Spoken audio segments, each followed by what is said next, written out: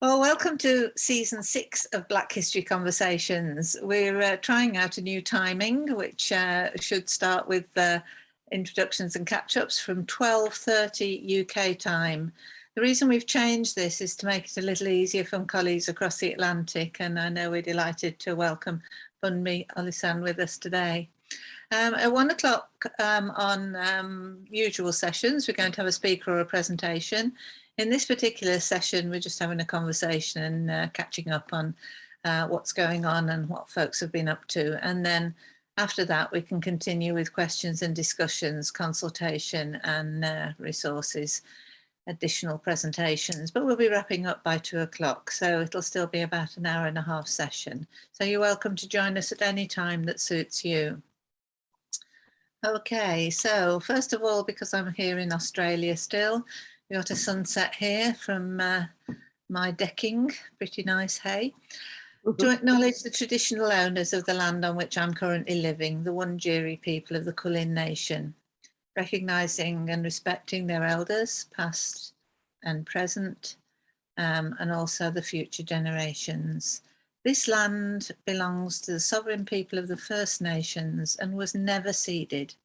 It always was, and it always will be. We also, sadly, over the last weeks of the last season, recognise the challenges of people in Ukraine, and we still sadly have to recognise that. Okay, so one of the things that I think we'll introduce in the next few sessions are Black History Bites. Can't think where I got the name from. 5 minutes, if anybody wants to do a 5-minute slot to update or share about your project or a book you've read or anything else that's relevant, that would be really great. If you let me know in advance, I can include it in the PowerPoint or links and things. If not, then we can just get on with it on the day. And quote of the week I've taken from Bunmi's grandson, in fact. And quote of the week this week is, Black history is world history. So I think that Bunmi's grandson must be a budding world history professor in the making. He's just 8. I don't think he knows what he wants to do yet. Well, I thought that was so lovely. It was so lovely of you to share that with me. So I so much enjoyed that. So that's really good. Now, our guest for today, who might join us on future occasions as well, is Mccarthy Selassie, who I've mentioned is based at the moment in Tanzania. So Mccarthy, tell us what you're doing there and how things are going. Okay, yeah. Basically, I came out during the COVID-19 pandemic. I came out at the beginning of 2021.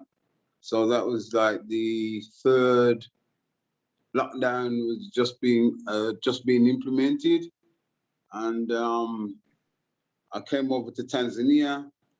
What had happened was that, as you all know, March 20, I can't remember now, was it March the 23rd? 2020, there was the lockdown, the first lockdown, and we went into that, that lockdown scenario, which kind of reminded me of, what was that book, Fahrenheit 451, we all had to be locked up. We got 1 hour to be able to go out to the park if need be, and when we went shopping, we were, 6 feet apart and mask on, and I couldn't really take it. So I thought, at that time, Tanzania was like the only place that was saying it's bogus. And so they had a stance that there was no social distancing, no lockdown. And so I just came to check it out, basically. I came over for 2 months, but I'm still here because back over in England, they implemented quarantine prison, where you had to go to an hotel and pay for the joy of staying in there for 14 days and get tested. You had to take 2 tests to come out, and you had to pay for the pleasure yourself. So I didn't have the money, so I just kind of stayed here. So I've just been working with them. What have you been doing? What have you been doing over there then? I've been working with the local Rastas here. So there's a group of Rastas based at place called Embassy Beach. Funnily enough, in 2014, I was speaking to one of the founders of the one of the man or men who bought the place that the Rastas are now. So I spoke to him back in 2014, but unfortunately, and he was always urging me to come to Tanzania, but unfortunately he passed in 2016. So I came over and I've been working with them basically. There's a court case at the moment because the land has been sold by one of the founders of the organization's wife, and she sold 3 out of the 4 plots, and she's not supposed to do so. It's in court at the moment, being contested. So there's that, and yeah, I've been working with them basically. Right, gosh, that's a lot there. Now, a while back, and I'm just trying to find the information here so we could perhaps share it. We worked together and I supported you and colleagues on a very interesting project, which I'm just going to share the screen about. And that was that, can you see it, Mccarthy? Well, what we've got here is we've got the National Offender Management Service guidance, and page 83, Annex P, is the introduction and guidance as how to support people of Rastafari faith background, whatever you want to call it. And this was produced in a project that we did with Rastafari Heritage, Mccarthy and his colleague Hapti Wald, and this was a really huge piece of work, wasn't it? Sorry, I just had a water break. Yeah, it was very interesting actually, doing that project, because Rastafari talk about not being political, but there's quite a lot of politics going on actually. So we saw that we could get information from the different groups or houses of Rastafari, and funnily enough, and so we had to work around them and get it done. Well, it was good, and we did produce this. I took the role of secretarial role, and I think I was on version 26 or something when we began to get to a resolution whereby the prison service were happy to add this to the list of all the other faiths that they've got information in, and they accepted the idea of the corporate worship of groundation, and were supposed to be making this possible for inmates across the prisons in England and Wales. I don't think it covered Scotland, did it? And then you undertook training for all the chaplains, and we gave advice about the items that were required, and so that people had the appropriate equipment. I don't think scrolling through all of this, it's a really long document, but if you want to look at that, then by all means you just Google in NOMS, N-O-M-S. Looks like McCarthy's disappeared now. And just put in Rastafari, and you get to that point. it's a shame. I think Mccarthy will come back to join us because he's tried on his laptop, which is why his name's on here, but he's also on his phone when he was talking with us. So unfortunately, though, you there, Mccarthy? Yeah, it keeps cutting out. All right. Okay. Oh, I can see you now. So Mccarthy, unfortunately, there's a bit new management in the prison service, and things didn't progress in the way they were going. So, you know, it's something to have to perhaps look back at and see what's gone on there. But we've not been in touch with ages, so we'll see what we can do.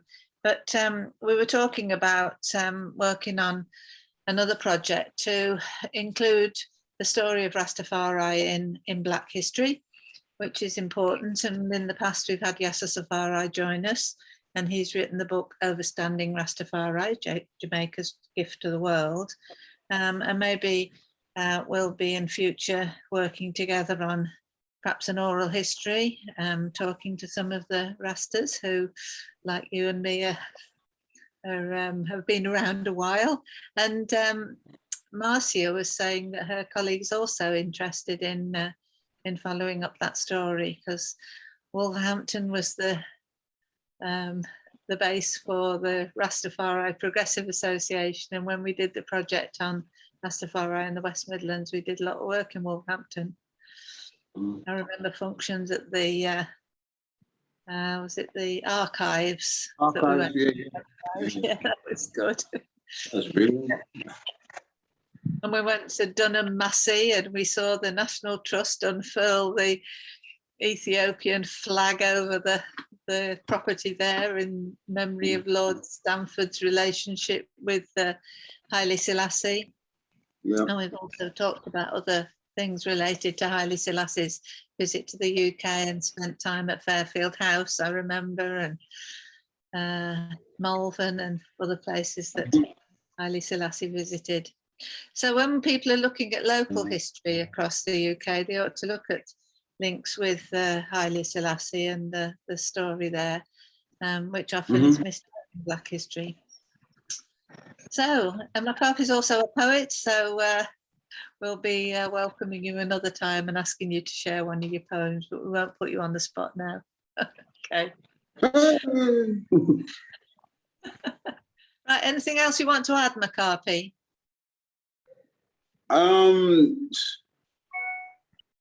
Not really. I mean, no, nothing at all. All right. Well, it's just lovely to see you again, and it's a really, really good to have you linked. You're welcome to join us any Friday. Very welcome. I'd like to ask Bill, are you there, Bill?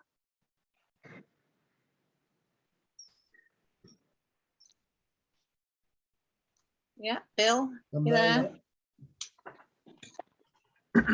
Yeah. Bill, give us a bit of a catch up on some of the things that you're been involved in, because we're going to move towards recognising the Windrush story in this season. Okay. And your work on the 1027 people who are on the Windrush, and also we want to look at people who came after the Windrush and people who went back, and people who never came in the first place. I was talking to Mccarthy about this, where it's caused family problems with people who are left behind. So tell us a bit about why are you doing the particular focus on Mona Baptiste?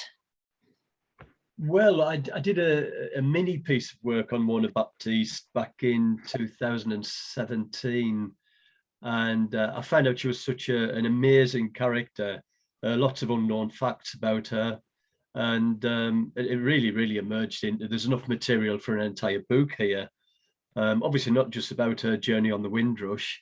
I mean, for example, she married a famous jewel thief who spent 7 years in prison and got 20 lashes of the cat of nine tails. And this is in the 1930s, you know. So she had one very disastrous marriage, and then she had a very happy marriage towards the end of her life. And her second husband's still alive, you know, so I kind of email him at least once a week. Mona died in 1993, so, you know, she's been long gone. So she's just a fascinating character. A typical Trinidadian, you know, her background is her father was Indian, her mother was half Scottish and half Trinidadian. Another ancestor was Irish. And ironically, she ended up living and dying in Ireland. So that's how we picked Mona out. But more widely, the 1027, I mean, it just struck me that if, for example, if the Americans had been able to write down the stories of each of the passengers on the Mayflower, our history would be a lot better informed and richer now. So I thought somebody needs to write down the stories of the Windrush Passengers before it's lost to history forever. And certainly what I'm uncovering, the negative side of what I'm uncovering, is that a lot of the information out there is inaccurate. Goldsmiths University produced what they said was a sort of a comprehensive list of passengers and so on, and I'm finding a 50% error rate in what they've put on their website. So that kind of worries me, because the mistakes just get passed on over time and become regarded as fact. And equally, I mean, Sam King's list of 492 Jamaicans in the back of his book, again, I'm finding that isn't accurate. Some of them are actually white. Some of them are not from Jamaica. Some of them that should be on the list aren't there. And I mean, I think that's understandable, because to imagine that we could expect Sam to remember from 1027 accurately 492 people who were from Jamaica was asking a lot. So he's got it pretty close, but it's not exact. The other thing is that the addresses that the passengers gave are rarely where they ended up. I don't know what stage they gave the address, presumably at the beginning of the journey, but by the time they got across to Tilbury, they'd either made friends with other people or heard about places to go. So that's very inaccurate as well. But beyond that, the stories are just out of this world. I mean, I won't bore you with all of them, obviously, but I mean, one lovely story is that there was a man called Joe Armstrong who played the double bass in a little band, and it was his ambition, his lifetime ambition, to go to New Orleans and play in the clubs of New Orleans. But the band leader heard about the Windrush, so he went to Joe and he said, "Look, there's this shipment that's going to England, and the fare's reasonable." He said, "But I want to go to New Orleans and play in New Orleans." I said, "No, come to England, and you're not too far from Paris, so we'll go across to Paris and play in the clubs of Paris." Anyway, he got on the Windrush and the band went across to London. And when he got here, he fell in love with a Muslim lady, and he never ever got to Paris. He married, had a really, really happy marriage. 7 girls, they didn't have any boys. They had 7 girls who all doted on him. And okay, he played in bands part-time, but he never achieved his ambition of doing it. But he was happy. Just mute yourself, will you? And there are lots of stories like that. So, most of them are just normal people with normal lives. But some of the stories are really, really interesting. A lot of passengers I'm finding went to America after 2 or 3 years. By no means did all of the passengers in England. And equally, where were all the passengers looking for work here? And in first class, there were some of the most distinguished people you could imagine. Like ladies, future presidents, prime ministers. It's a different perspective on how people imagine the Windrush. Okay, right, that was fascinating. And I'm sorry there was the difficulty with the sound there. Samuel, can you try again? Samuel's joining us from Nigeria. Samuel, we could see your picture quite well just now, but we were getting a lot of interference with the sound. Samuel, come back and join us as soon as you can. And if anybody else is making a presentation, just halt at that moment, and we'll try and catch the best bit of signal from Samuel, because last time we had some difficulty with the connection. Samuel is a teacher. Yeah, Samuel is a teacher in I've disappeared altogether now. He's a teacher in Lagos, I think. June Elizabeth, how lovely to see you. And thank you, Bill. Thank you very much for that. I'm sorry, I won't be able to present. I'd only just found out a minute ago, and I've got a bit of problems with my IT, and I have got a lot to present. So I look forward to doing it maybe in a couple of weeks, because next week, it's Friday, isn't it? Yeah. We've got the Mary Sequel event. So all right. I can only just introduce myself briefly. And that's beautiful, thank you. and let you know what I am doing at this exact moment. You're doing at this exact moment. Yeah, my name is June Elizabeth. I'm a Northampton born of Jamaican parents and African heritage. Okay, and I live in Northampton in the Midlands. I do many events to do with communities. I'm a Black History presenter. At the moment, I'm troubleshooting an event in Sheffield tomorrow. So I'm just sending them their risk assessment and a little kind of guide for them to get on board. And then, because I've got an event tomorrow, then I've got to also do their sound checks for them virtually tomorrow. You know, lastminute.com. So we've got an event on the 24th of June at the Windrush Millennium in Manchester. And the head of Home Office and a few other people will be attending, and I will promote it next week because we've got to, it's going to be invitation only, and it's the objective is to the community to meet face to face with the policymakers and the heads of Home Office to kind of have a workshop and a kind of relationship where something constructive will come out of it, you know, where we can kind of help to not only kind of tweak their policies to be more Windrush friendlier, but to help them to implement it.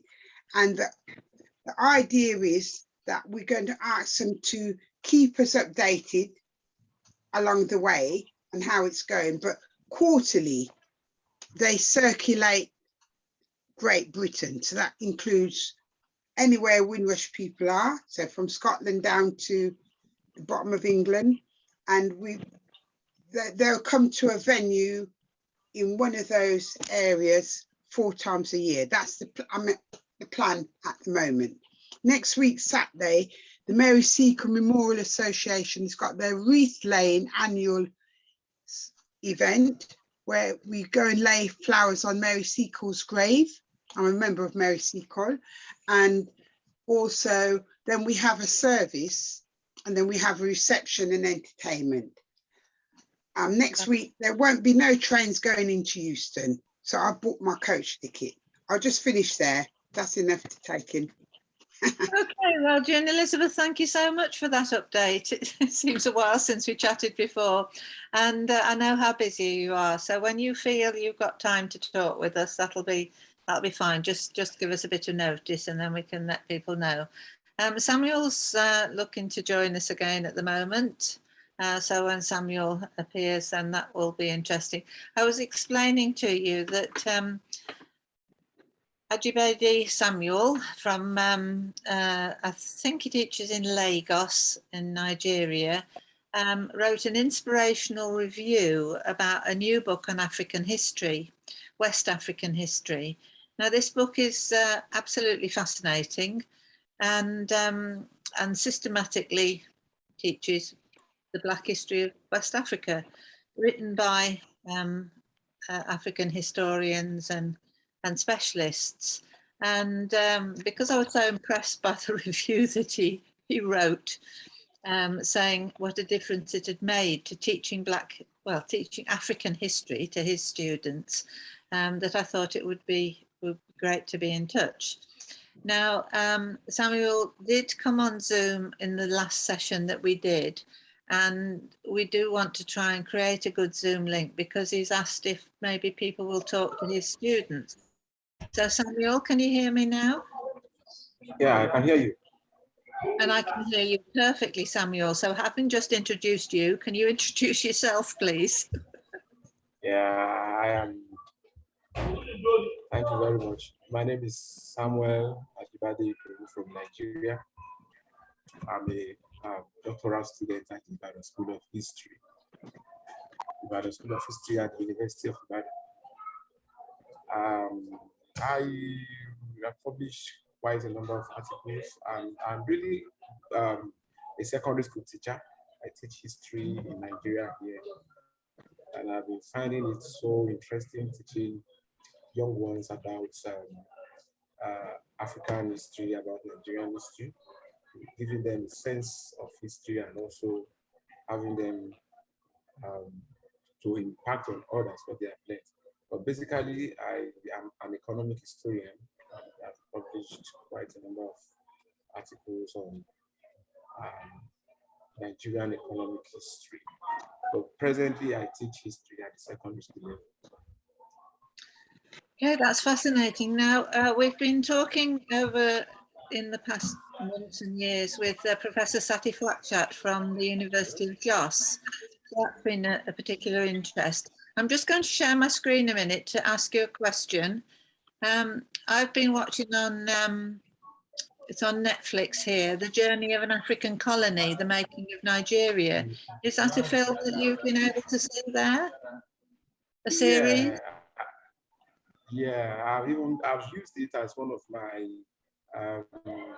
class instructional material to teach my secondary school students here as one of the audiovisual aid. Can you hear me? Yes, I can hear you. Well, it's an excellent visual aid, and I recommend it to anyone, The Making of a Colony, Story of Nigeria. It's really well constructed, and it's a TV series. I don't know if it's been on the BBC, but it's really very interesting indeed. And particularly for you in Nigeria, where history wasn't taught for many years, was it? It was just made a part of social studies, I think. So it's good to have any resources. Can I ask you as well? Sorry, you say. I wanted to add to what you said the other time that history for a very long period of time was not part of Nigerian syllabus. But we had some very few schools, like the school I teach here in Ibadan. We have been teaching history for the past 16 years or thereabouts. Even when the government insisted that history shouldn't be taught in schools and all that, but we still taught history in school and we have been teaching it. And basically, something like that, I've been using them for my teaching age, and I've been having results, good results. Yeah, quite right. Yeah, well, it is fantastic now that there is so much more material, but material that's relevant for your students and material that's relevant for students in any other country who want to study Nigerian history or wider African history. We can now share them in the new media in making this possible. So that's fantastic. And I think I told you before, Samuel, I have a particularly good memories of being in Nigeria as quite a young girl. So Samuel's going to invite me to talk to his students. So I can talk about what I thought of Nigeria in the 1960s. That could be fun. Right, has anybody else got any questions or comments for Samuel? Okay. Marcia? I did make a note of the review and I did go in and download it once. What's it called again? Sorry, so I'll do it and I'm going to print it off. What's it called again? Sorry, beg your pardon. I'm just going to bring the screen up again. Okay. It's called The Journey of an African Colony, The Making of Nigeria. There's that one. And this isn't the review by Samuel, is it? Samuel's review, no. Samuel, I'd have to look up where to find the review. I can't remember what it was on. Academia, was it? And yeah. I think it was on there. So we can share that perhaps the next time. Bunmi, are you still there? Bunmi's Nigerian. She's from Lagos. I'm here. Yeah. Bunmi, have you got anything you want to discuss with Samuel? No, not at the moment. Well, good. Bunmi runs. I've got a question. Yes, I've got a question. Oh, Mccarthy. Why was it that the Nigerian government wouldn't teach Nigerian history? What was the reason?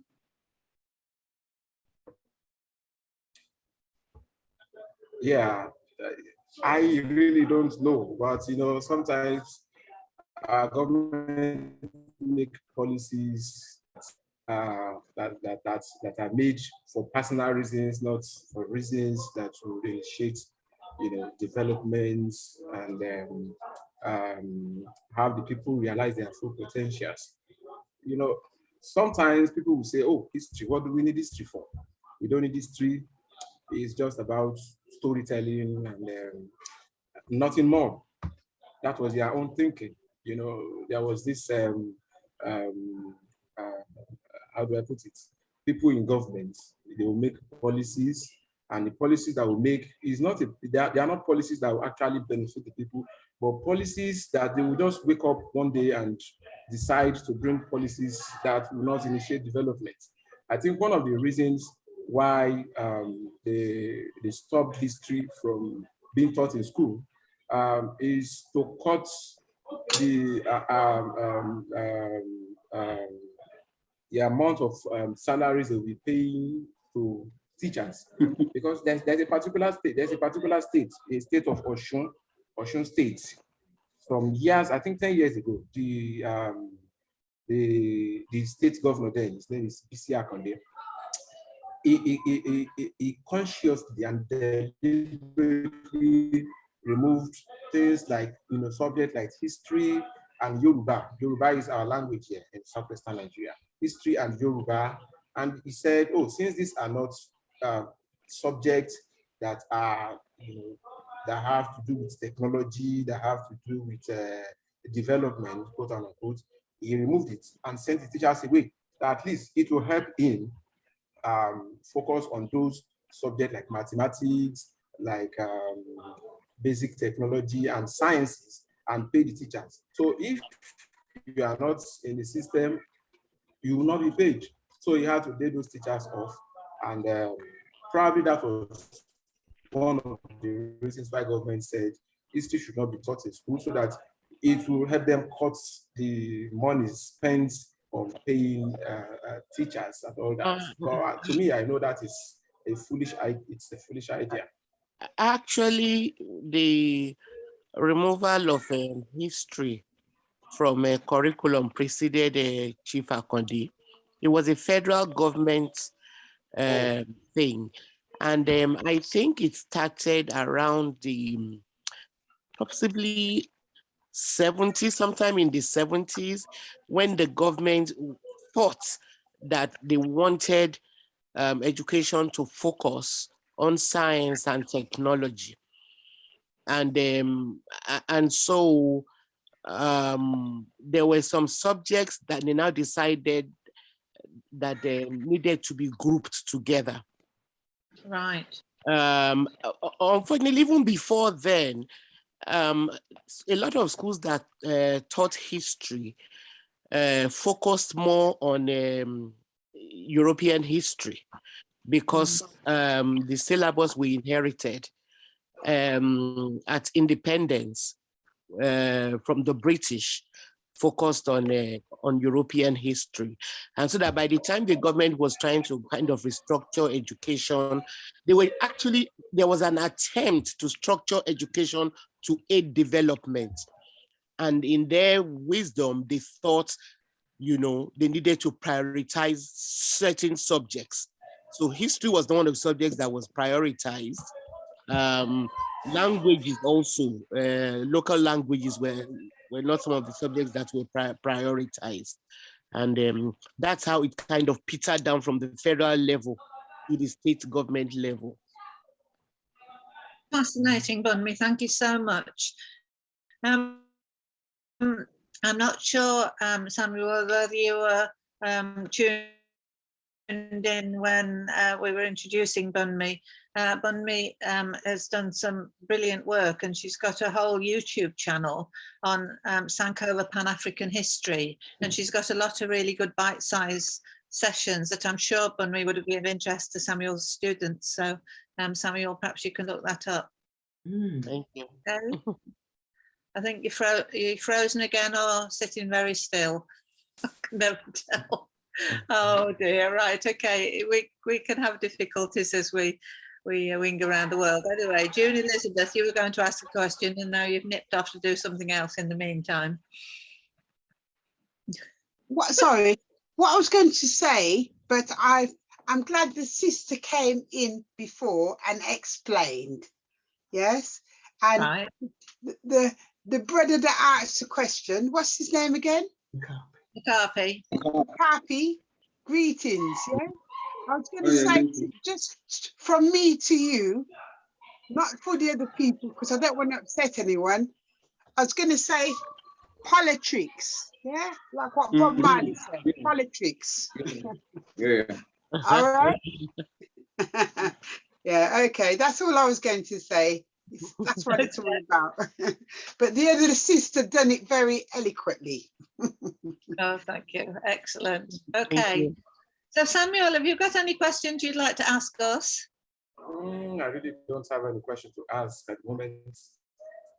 Okay. Well, we have on the session today, we've got Simon Fringo, who's based in Nottingham. He did some research on with his folks with about a person called George Africanus, who as a very young child was taken from Africa, and we had a phase in Britain in the 1700s where it was popular for well-to-do families to have servants. And so George Africanus was one of the black servants, which could otherwise, I mean, he was given his freedom and he grew up then in Nottingham. So that was a story.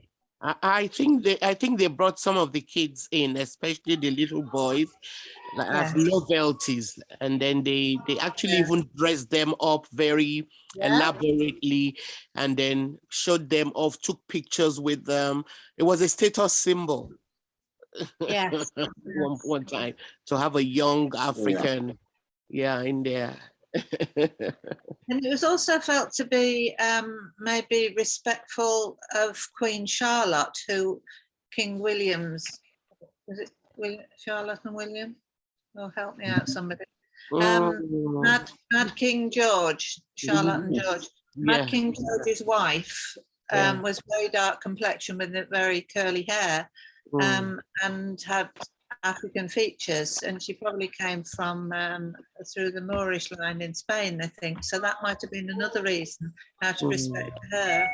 And for any of you who've watched Bridgerton, which I'm sure none of you would have watched Bridgerton, that's a fascinating take-up of this time, but a bit more fiction than reality, perhaps. But yeah, that's an interesting story. And we've also got with us David Alston, who's from Scotland, and he's done a lot of work on the links between the slave trade in Scotland and Guyana. And in Guyana, there's an awful lot of places that have got the same place name as Scottish places. Okay. Is that you, Samuel? Oh, McCarthy. No, it's not McCarthy. I'm fighting against the noise here. I have to say it's incredibly wet here, so I can hardly hear myself speak. So if my sound's got rain behind it. We can hear it. June Elizabeth. Yeah, when are you coming back to England? Probably not for a long time. Okay, that's okay. I didn't know if I was going to meet you in the flesh soon. not for a long time, I don't All think. right, no problem. Okay, right. So Maybe anybody you else plan to go and visit her in Australia? say that? Oh yes, June Elizabeth, very welcome. I say maybe she could come and visit you in Australia. Absolutely, why not? Why not? I stay with my family at the moment. My little granddaughter's a bit needy at the moment. And she said, Nana Liz, you won't go back to that place, will you? Where you go? I said, no, I won't. Anyway, okay. So one of the things that I was going to ask was that if anybody had read anything particularly interesting lately, or, oh dear, I've lost my screen share page. Just a minute. Let me just get rid of that and try and find my PowerPoint wherever it is. Yeah, here we are. There's an interesting thing that I've found that I want to try and read. and this is called How the British Establishment Resisted Abolition of Slavery. Now, in the last season, we talked quite a bit about this because of the statue of Melville in Edinburgh that's causing such contention. So I don't know if David Alston's listening in at the moment, whether anybody's seen this book and wanted to comment on it. It's by Michael Taylor. Well, it sounds interesting. So yeah, I've read it, Liz. Yeah, I thought it was very. I thought it was very English based, right? You know, rather than looking across the whole of the UK. And I wasn't as impressed by it as some other recent books. I have to say. The Guardian review here says, you know, Michael Taylor points out his scintillating new book. But yeah, okay. Well, thank you for that comment. But there's certainly a whole lot of new material coming up. And one of the other things, the other authors who I've been speaking to recently is a Jamaican, Velma McClymont, and she's written an incredibly long novel, which is so long that it's now published in 3 books. So she's offered to come and talk to us about it, because she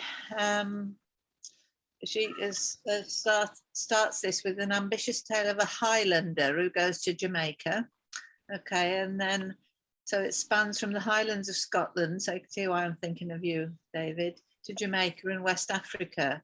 And the narrative straddles the 3 continents and bridges several cultures in this womanist historical novel. So it's against backdrop of wars, uprising, hurricanes, private longings, and public humiliations. So it sounds to me pretty interesting. So it's being published later in May. So she'll come and talk to us just before the launch, so that we'll all know all about that. So that's an interesting thing.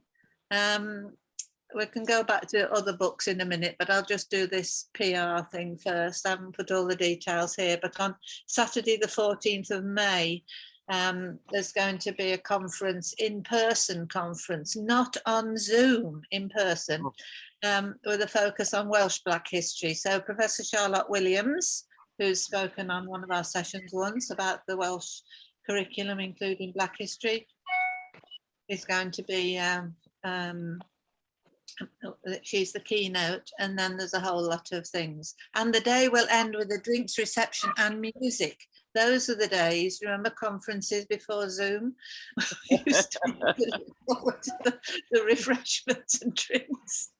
Oh dear. So what about any other books anybody's come across lately? Well, it is not about a book, but just an interesting development. Talking about when you were mentioning Sir Joseph Palmer, am I getting his name right? And the work he's been doing, and also all the work around the statues and things like that.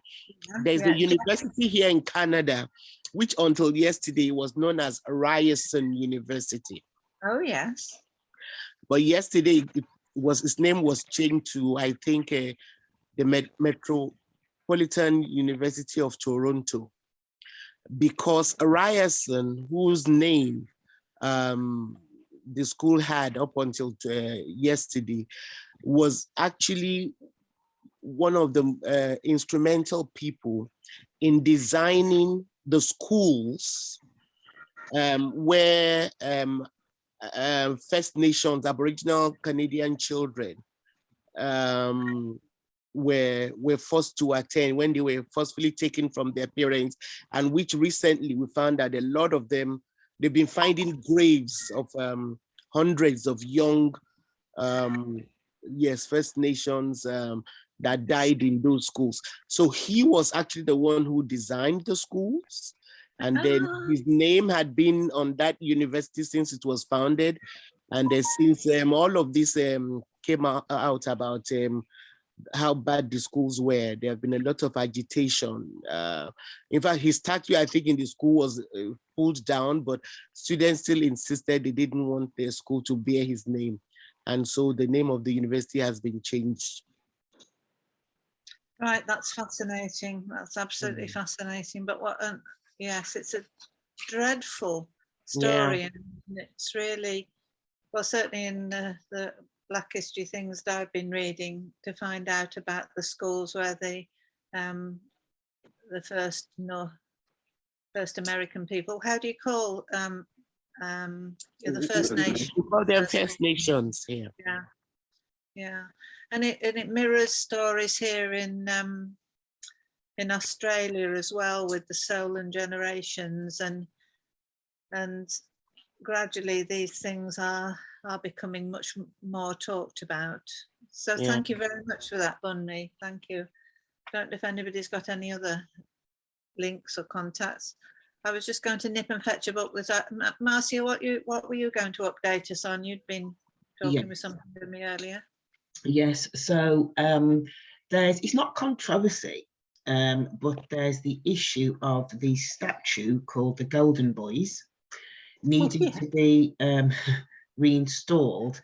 Describe it again, because people won't know this statue in Birmingham. Yes, it is called the Golden Boys, and it's the statue of Matthew Bolton, Samuel Galton, and James Watt.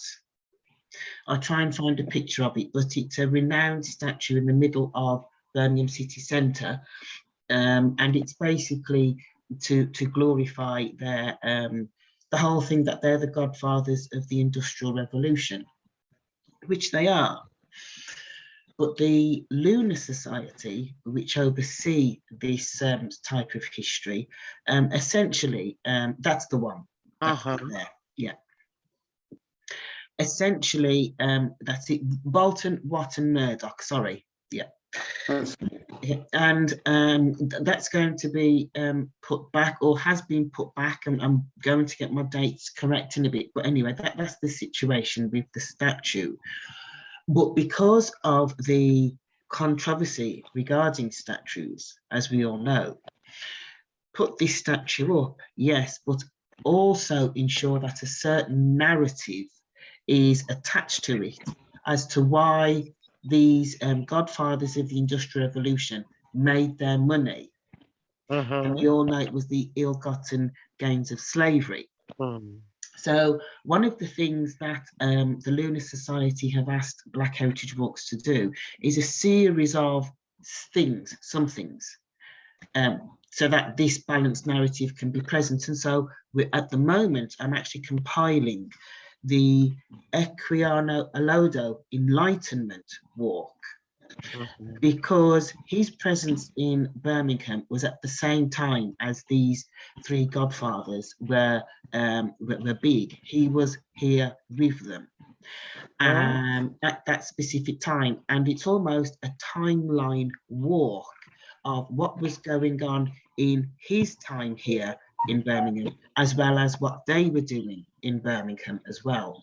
And that's to acknowledge the fact that as with this, the Lunar Society was the Quaker Movement, which these individuals were all Quakers, which is all about being anti-slavery. But obviously, you know, that hypocrisy. So that's the one thing we're working on at the moment, and there will be a series of lots of other things as well.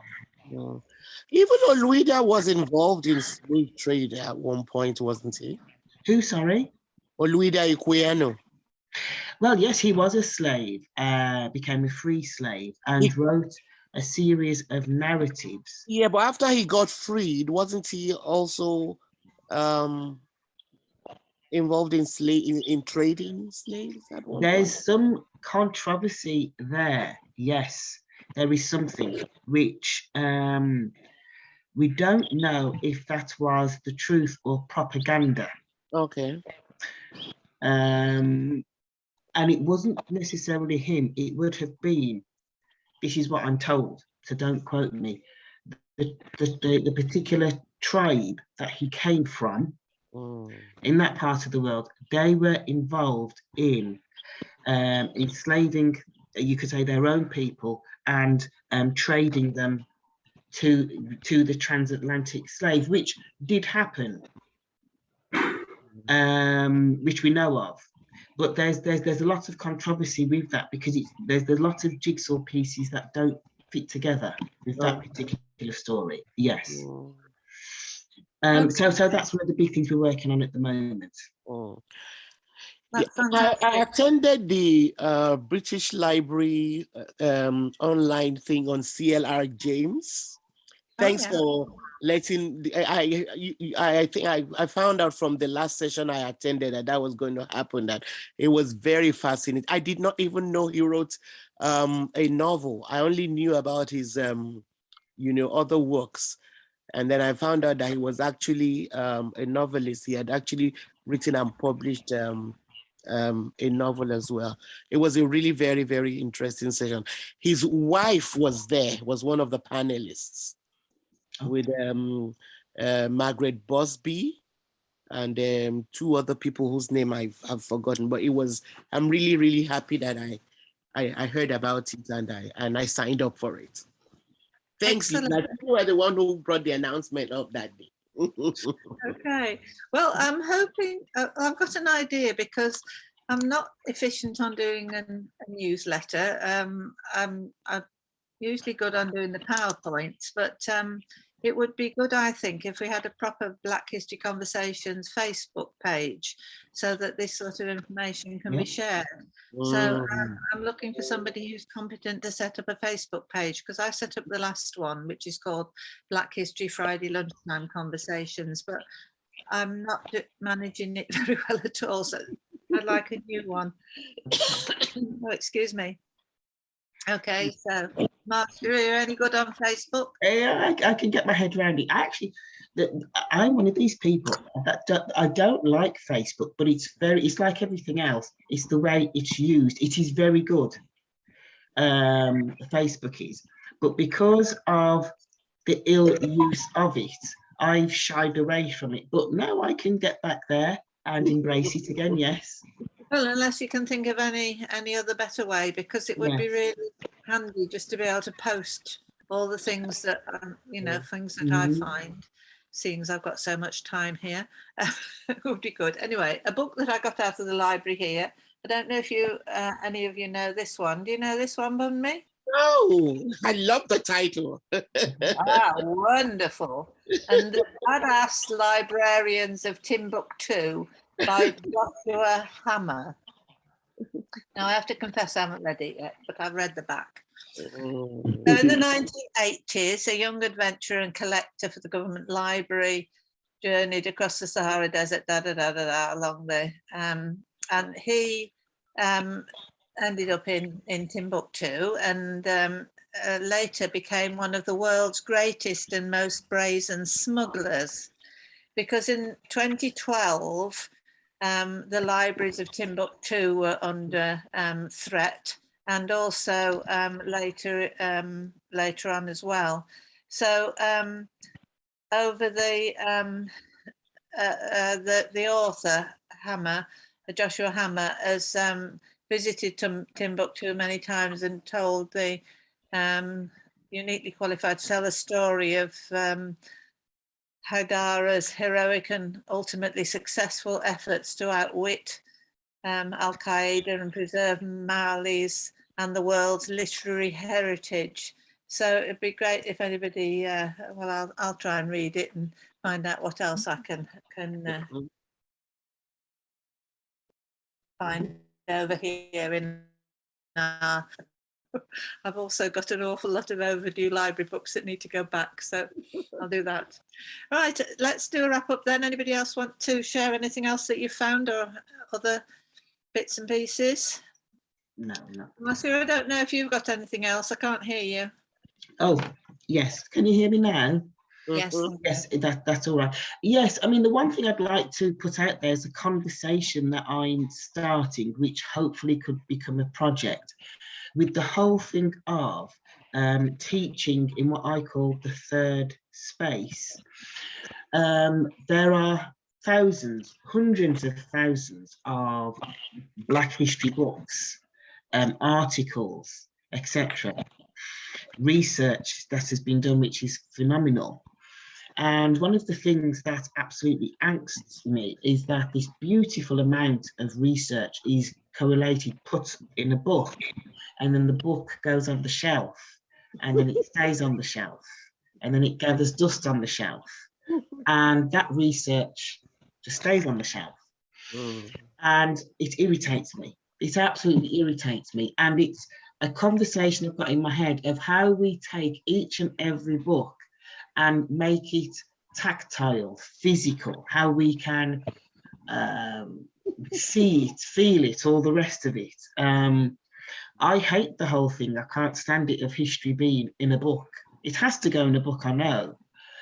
But it's how we make, and trust me, this would be a lifetime's worth of work, generations of work, of how we create the resources, the physicality. You know, I'm just coming towards the end of the book, The Scramble for Africa. Wow. How do you make it real? How do you make, what do we do? Resources, create key stage 1, 2, and 3, English, science, maths from it, workshops. It's just me. It's just the nerdiness in my head. I don't know if everyone else feels the same. It's not nerdy at all.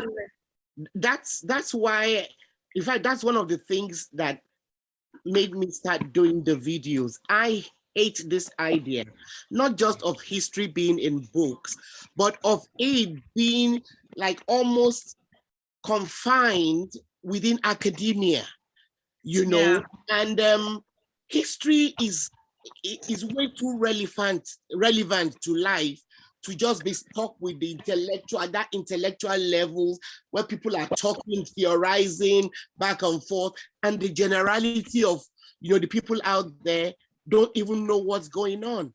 And so it occurred to me, look, just read what you can and talk to people about it.